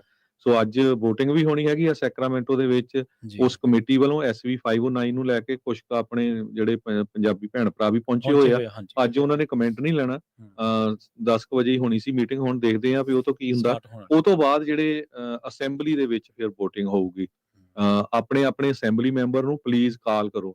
ਜਿੱਥੇ ਕਾਲ ਕਰਨੀ ਹੁੰਦੀ ਆ ਉੱਥੇ ਤੁਸੀਂ ਕਾਲਾਂ ਨਹੀਂ ਕਰਦੇ, ਤੇ ਜਿੱਥੇ ਪਟੀਸ਼ਨ ਤੇ ਸਾਈਨ ਨਹੀਂ ਕਰਨੇ ਹੁੰਦੇ ਉੱਥੇ ਧੜਾ ਸਾਈਨ ਕਰ ਦਿੰਦੇ ਆ। ਸੋ ਪਲੀਜ਼ ਜਿੰਨੇ ਵੀ ਹੈਗੇ ਸਾਡੇ ਸਰੋਤੇ ਸੁਣ ਰਹੇ ਆ, ਆਪਣੇ ਅਸੈਂਬਲੀ ਮੈਂਬਰ ਨੂੰ ਈਮੇਲ ਕਰੋ। ਤੇ ਆਪਾਂ ਲਿੰਕ ਵੀ ਪਹਿਲਾਂ ਪਾਇਆ ਸੀਗਾ ਵੀ ਤੁਸੀਂ ਜਦੋਂ ਨਾਮ ਈਮੇਲ ਭਰ ਦਿੰਦੇ ਆ ਤੇ ਉਹ ਸਿੱਧਾ ਅਸੈਂਬਲੀ ਮੈਂਬਰ ਕੋਲ ਜਾਂਦਾ ਹੈਗਾ, ਤੁਹਾਡੇ ਏਰੀਆ ਦਾ, ਤੁਹਾਡੇ ਜ਼ਿਪ ਕੋਡ ਦੇ ਹਿਸਾਬ ਨਾਲ। ਸੋ ਇਹ ਜਿਹੜੇ ਇਦਾਂ ਦੇ ਕੰਮ ਕਰਨ ਵਾਲੇ ਹੁੰਦੇ ਆ ਉਹ ਕਰਨੇ ਚਾਹੀਦੇ ਆਪਾਂ ਸਾਰਿਆਂ ਨੂੰ। ਹਾਂਜੀ ਬਿਲਕੁਲ। ਤੇ ਉਹਨਾਂ ਦੇ ਜਿਹੜੇ ਕੰਮਕਾਰ ਉੱਥੋਂ ਦੀਆਂ ਸਰਕਾਰਾਂ ਦੇ, ਉਹਨਾਂ ਵਾਸਤੇ ਤਾਂ 3-4 ਪ੍ਰੋਗਰਾਮ ਆਪਣੇ ਕੋਲੇ ਆਲਰੇਡੀ ਹੈਗੇ ਆ। ਮਨਦੀਪ ਪੂਨੀਆ ਜੀ ਦੱਸਦੇ ਆ, ਮਿੰਟੂ ਗੁਰਸਰੀਆ ਜੀ ਵੀ ਆਉਂਦੇ ਆ, ਗੁਰਪ੍ਰੀਤ ਸਿੰਘ ਕੰਮ ਕਰਦੇ ਆ ਗਰਾਊਂਡ ਦੇ ਉੱਤੇ, ਦੀਪਕ ਸ਼ਰਮਾ ਚਨਾਰਥਲ ਜੀ ਵੀ ਆਉਂਦੇ ਆ। ਸੋ ਉਹ ਉੱਥੋਂ ਦੀਆਂ ਪਾਲਿਸੀ ਦੇ ਬਾਰੇ ਆਪਾਂ ਉਹਨਾਂ ਦੇ ਪ੍ਰੋਗਰਾਮਾਂ ਦੇ ਵਿੱਚ ਚਰਚਾ ਕਰਦੇ ਆ। ਪਰ ਜਿਹੜੀਆਂ ਉਹ ਇੱਧਰ ਟੰਗ ਅੜਾਈ ਕਰਦੇ ਆ, ਜਿਹੜਾ ਹੁਣ ਤੁਸੀਂ ਦੇਖੋ ਵੀ ਘਟਨਾ ਵਾਪਰੀ ਆ ਜੁਲਾਈ ਮਹੀਨੇ ਦੀ, ਉੱਥੋਂ ਦੀਆਂ ਵੱਡੀਆਂ ਅਖਬਾਰਾਂ, ਇੰਡੀਅਨ ਐਕਸਪ੍ਰੈਸ ਦਾ ਕਿੱਡਾ ਵੱਡਾ ਉੱਥੇ ਨਾਮ ਆ, ਹੋਰ ਹਿੰਦੁਸਤਾਨ ਟਾਈਮਜ਼ ਨੂੰ ਕਿੰਨੀ ਦੁਨੀਆ ਪੜ੍ਹਦੀ ਆ। ਤੇ ਇਹਨਾਂ ਨੇ ਕੋਈ ਉੱਥੇ ਨਾ ਤਾਂ ਗੂਗਲ ਕੀਤਾ ਵੀ ਕਦੋਂ ਦੀ ਗੱਲ ਵਾਪਰੀ ਆ, ਇੱਕ ਵੀਡੀਓ ਚੱਕ ਕੇ, ਵੀਡੀਓ ਕਦੋਂ ਵੀ ਵਾਇਰਲ ਹੋ ਸਕਦੀ ਆ। ਪਿਛਲੀਆਂ 5 ਸਾਲ 6 ਸਾਲ ਦੀਆਂ ਘਟਨਾਵਾਂ ਵੱਡੀਆਂ ਦੀ ਹੁਣ ਵੀਡੀਓ ਵਾਇਰਲ ਹੋ ਜਾਂਦੀ ਕਈ ਵਾਰੀ। ਉਹ ਵੀਡੀਓ ਦੇ ਆਸਰੇ ਤੇ ਉਹ ਇੱਕ ਨੈਰੇਟਿਵ ਘੜਤਾ ਵੀ ਆ ਹੋਣਾ ਚਾਹੀਦਾ, ਤੇ ਉਹ ਗਾਂਹ ਦੀਆਂ ਚਲੇ ਗਏ ਵੀ ਅਮਰੀਕਾ 'ਚ ਤਾਂ ਲੋਕ ਨਿਆਂ ਮੰਗ ਰਹੇ ਨੇ ਉਸ ਮਾਮਲੇ ਦੇ ਵਿੱਚ ਵੀ ਭਾਈ ਵਧੀਕੀ ਹੋ ਗਈ ਇਸ ਨੌਜਵਾਨ ਦੇ ਨਾਲ, ਵੀ ਇਹਨੂੰ ਤੁਸੀਂ ਹੋਰ ਤਰੀਕੇ ਨਾਲ ਹਿਰਾਸਤ ਦੇ ਵਿੱਚ ਲੈ ਲੈਣਾ ਸੀ, ਜਾਣ ਕਾਹਨੂੰ ਲੈਣੀ ਸੀ। ਉੱਥੇ ਦੇਖ ਲਓ ਤੁਸੀਂ ਕੀ ਉਲਟ ਬਿਰਤਾਂਤ ਘੜ ਕੇ ਤੇ ਇਹ ਜਿਹੜੀਆਂ ਸਾਡਾ ਨੁਕਸਾਨ ਕਰਦੇ ਨੇ। ਸੋ ਇਹ ਗੁਰੂ ਸਾਹਿਬ ਨੇ ਵੀ ਕਿਹਾ ਜੀ ਕਿ ਉਹ ਕਹਿੰਦੇ ਵੀ ਪੋਲੀਟਿਕਸ ਦੇ ਜਿਹੜਾ ਤੁਸੀਂ ਰਾਜਨੀਤੀ ਦੇ ਨਾਲ ਰਹਿਣਾ, ਰਾਜਨੀਤੀ ਨੂੰ ਖੰਗਾਲਣਾ ਵੀ ਆ, ਰਾਜਨੀਤੀ ਨੂੰ ਵੇਖਣਾ ਵੀ ਆ, ਤੇ ਜਿੱਥੇ ਲੋੜ ਪੈਣੀ ਆ ਉੱਥੇ ਰਾਜਨੀਤੀ ਕਰਨੀ ਵੀ ਆ। ਨਾ ਇਹ ਡਰਨ ਵਾਲੀ ਚੀਜ਼ ਆ, ਨਾ ਇਹ ਭੱਜਣ ਵਾਲੀ ਚੀਜ਼ ਆ। ਤੇ ਆ ਜਿਹੜੇ ਹੁਣ ਜਿਹੜੇ ਲੋਕ ਆਪਣੇ ਲੋਕਾਂ ਨੂੰ ਪੀਸ ਕੇ ਚਲੇ ਗਏ ਹੁਣ ਰੂਸ ਨਾਲ ਵਪਾਰ ਕਰਕੇ, ਉਹ ਲੋਕਾਂ ਨੂੰ ਕਾਹਦਾ ਦੱਬ ਆ? ਤੇ ਉਹ ਮੀਡੀਆ ਤੋਂ ਤੁਸੀਂ ਕੀ ਆਸ ਰੱਖਦੇ ਹੋ ਜਿਹੜੇ ਪੁਰਾਣੀਆਂ ਘਟਨਾਵਾਂ ਚੱਕ ਕੇ ਤੇ ਗੂਗਲ ਵੀ ਨਹੀਂ ਕਰ ਸਕਦੇ ਇੱਕ ਖਬਰ ਤੇ? ਜੀ ਸੋ ਇੱਥੇ ਹੀ ਆਪਾਂ ਸਰੋਤਿਆਂ ਤੋਂ ਇਜਾਜ਼ਤ ਲੈਂਦੇ ਹਾਂ। ਅੱਜ ਦੇ ਪ੍ਰੋਗਰਾਮਾਂ ਬਾਰੇ ਥੋੜਾ ਜਿਹਾ ਦੱਸ ਦਿਓ ਤਾਂ ਹਾਂਜੀ ਬਿਲਕੁਲ, ਅਗਲਾ ਪ੍ਰੋਗਰਾਮ ਲੈ ਕੇ ਆ ਰਹੇ ਨੇ ਮੈਂ ਆਵਾਂਗਾ ਨਾਲ ਹਨੇਰੀਆਂ ਦੇ ਮਸੂਦ ਮੱਲੀ ਸਾਹਿਬ, ਤੇ ਉਸ ਤੋਂ ਬਾਅਦ ਪ੍ਰੋਗਰਾਮ ਤੁਸੀਂ ਦੇਖੋਗੇ 11:30 ਵਜੇ ਨਜ਼ਰੀਆ ਪ੍ਰੋਗਰਾਮ ਸੁਣੋਗੇ ਪੰਜਾਬੀ ਰੇਡੀਓ ਇਸੇ ਦੇ ਉੱਤੇ। 1 ਵਜੇ ਪ੍ਰੋਗਰਾਮ ਲੈ ਕੇ ਹਾਜ਼ਰ ਹੋਵਾਂਗੇ ਗੱਲਾਂ ਤੇ ਗੀਤ, ਤੇ ਉਸ ਤੋਂ ਬਾਅਦ 2 ਵਜੇ ਪ੍ਰੋਗਰਾਮ ਜਿਹੜਾ ਉਹ ਮਿੰਟੂ ਗੁਰਸਰੀਆ ਜੀ ਦੇ ਨਾਲ ਖਬਰ ਤੇ ਨਜ਼ਰ। 3 ਵਜੇ ਤੋਂ ਲੈ ਕੇ 4 ਵਜੇ ਤੱਕ ਪ੍ਰੋਗਰਾਮ ਜਿਹੜਾ ਸਾਂਝੀ ਸੱਥ ਆ, ਉਹਦੇ ਵਿੱਚ ਅੱਜ ਸੈਗਮੈਂਟ ਜਿਹੜੇ ਵੱਖ-ਵੱਖ ਹੁੰਦੇ ਨੇ ਆਪਣੇ।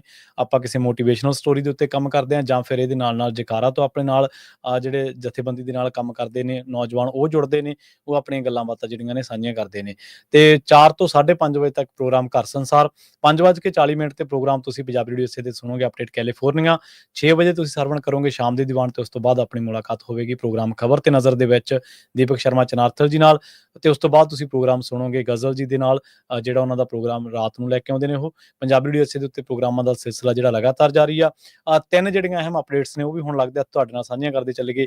ਪਹਿਲੀ ਇਹ ਕਿ ਜਿਹੜਾ ਖਬਰ ਤੇ ਨਜ਼ਰ ਪ੍ਰੋਗਰਾਮ ਤੁਸੀਂ ਸੁਣਦੇ ਹੋ ਪੰਜਾਬੀ ਰੇਡੀਓ ਇਸੇ ਦੇ ਉੱਤੇ, ਉਹ ਹੁਣ 1 ਸਤੰਬਰ ਤੋਂ ਤੁਸੀਂ ਸੁਣਿਆ ਕਰੋਗੇ 11:30 ਵਜੇ, ਜਿਹੜਾ ਕਿ 2 ਵਜੇ ਤੁਸੀਂ ਸੁਣਦੇ ਹੋ। ਦੂਜਾ ਪੰਜਾਬੀ ਗੁਰਸਰੀਆ ਹੁਣ, ਹਾਂਜੀ ਮਿੰਟੂ ਗੁਰਸਰੀਆ ਜੀ ਦੇ ਨਾਲ। ਦੂਜਾ ਜਿਹੜਾ ਪੰਜਾਬੀ ਰੇਡੀਓ ਇਸੇ ਦੀ ਟੀਮ ਆ, ਉਹ 4th ਤਾਜ ਦੀ ਇੱਕ ਗ੍ਰੈਂਡ ਓਪਨਿੰਗ ਹੋਣ ਜਾ ਰਹੀ ਆ ਬੇਕਰਸਫੀਲਡ ਵਿਖੇ।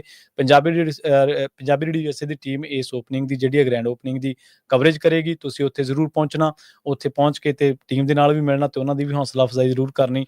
ਇਸੇ ਤਰ੍ਹਾਂ ਜਿਹੜਾ ਸ਼ੋਅ ਆ ਬਾਦਸ਼ਾਹ ਦਾ, ਉਹ ਆਕਲੈਂਡ ਐਰੀਨਾ ਵਿਖੇ ਹੋ ਰਿਹਾ, ਤੇ ਉਸ ਸ਼ੋਅ ਦੇ ਵਿੱਚ ਵੀ ਜਿਹੜੇ ਸੰਗੀਤ ਪ੍ਰੇਮੀ ਨੇ ਉਹ ਵੀ ਜਿਹੜਾ ਉਹ ਜ਼ਰੂਰ ਪਹੁੰਚਣ। 13 ਸਤੰਬਰ ਸ਼ਾਮ ਨੂੰ 7 ਵਜੇ ਬਾਦਸ਼ਾਹ ਦਾ ਜਿਹੜਾ ਸ਼ੋਅ ਆ ਉਹ ਹੋਣ ਜਾ ਰਿਹਾ। ਸੋ ਇਹ ਜਿਹੜੀਆਂ ਅਪਡੇਟਸ ਸੀਗੀਆਂ ਤੁਹਾਡੀਆਂ ਸਾਰਿਆਂ ਨਾਲ ਸਾਂਝੀਆਂ ਕਰਨੀਆਂ ਸੀ। ਇੱਥੇ ਹੀ ਸਾਨੂੰ ਦੋਵਾਂ ਨੂੰ ਦਿਓ ਇਜਾਜ਼ਤ। ਤੁਹਾਨੂੰ ਸਭ ਨੂੰ ਪਿਆਰ ਸਤਿਕਾਰ ਸਹਿਤ ਸਤਿ ਸ਼੍ਰੀ ਅਕਾਲ। ਸੁਣਦੇ ਰਹੋ ਪੰਜਾਬੀ ਰੇਡੀਓ USA।